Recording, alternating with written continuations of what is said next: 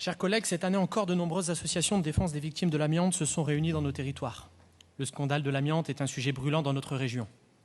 Depuis plusieurs années, des associations de défense des victimes et des familles touchées par l'amiante se battent pour faire condamner les responsables de ce scandale. Cette année, un grand pas a été réalisé avec le dépôt de la citation directe des présumés coupables des malheurs de ces personnes. Les victimes et leurs familles devraient donc avoir le droit à un procès qui les sortira du statut de victime expiatoire. Je veux ici vous partager une réflexion que j'ai entendue de la part d'une veuve. Je la cite.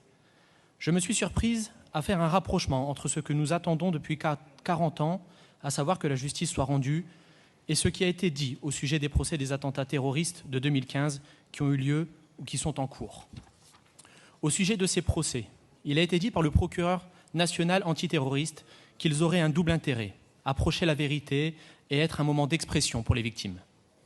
Au sujet des victimes de ces attentats, ce même procureur s'est félicité que les premières semaines de ce procès allaient être consacrées à la parole des victimes. Elles vont pouvoir expliquer, demander, tenter de comprendre, et ça, c'est fondamental.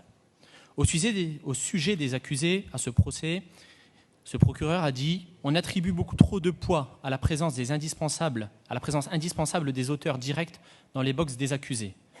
Prenons d'expérience ce qu'il se passe quand nous avons les auteurs directs d'attentats dans les box des accusés.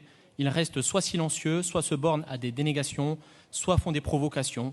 La plupart du temps, on n'en sait rien de plus. » Au sujet de la seule présence sur les bancs des accusés des personnes dites de second rôle, le procureur a ajouté « Je récuse l'idée qu'il s'agit de petites mains, de gens sans intérêt, c'est une erreur d'appréciation. » Il me semble pouvoir déduire de cela que peu importe que les auteurs directs et principaux ne soient pas sur le banc des accusés, s'y trouvent en revanche la plupart de ceux qui ont contribué à la commission du massacre.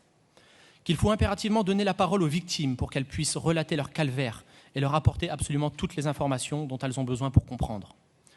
La liste des responsables du scandale de l'amiante est certes très longue, mais d'après ce qui a prévalu dans le procès des attentats terroristes, aucun d'eux ne doit donc être qualifié de petits gens sans intérêt. Et tous, sans exception, doivent être interrogés, mis devant leurs responsabilités, confrontés aux victimes et jugés. Je suis allé jusqu'à penser qu'étant donné l'attitude des plus lâches et trouillards adoptée par les responsables du scandale de l'amiante pendant des décennies écoulées, si l'un d'entre eux devait sentir le vent tourner comme on dit, il ne manquerait pas de pointer du doigt toute autre personne ayant joué un rôle dans la chaîne menant à nos morts, nos malades, et à nous que l'on empêche de trouver le repos en tournant et en retournant le couteau dans nos plaies. » Fin de citation. Les victimes du scandale de l'amiante ont le droit de dire et de demander. La question « pourquoi » qui brûle les lèvres des familles doit être posée et quelqu'un devra y répondre.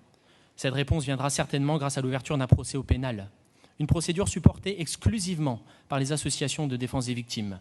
Au titre de la santé, le Conseil régional peut-il envisager la mise en place d'une subvention pour ces associations et peut-être une aide administrative aux besoins? Je vous remercie. Merci Monsieur Nave. Madame Pinon. La région ne met pas en œuvre de dispositifs spécifiques dans le cadre de sa politique régionale de santé à ce sujet. Néanmoins, comme vous le savez, nous menons une réflexion au sein d'un groupe de travail présidé par ma collègue Nathalie de Robinoa.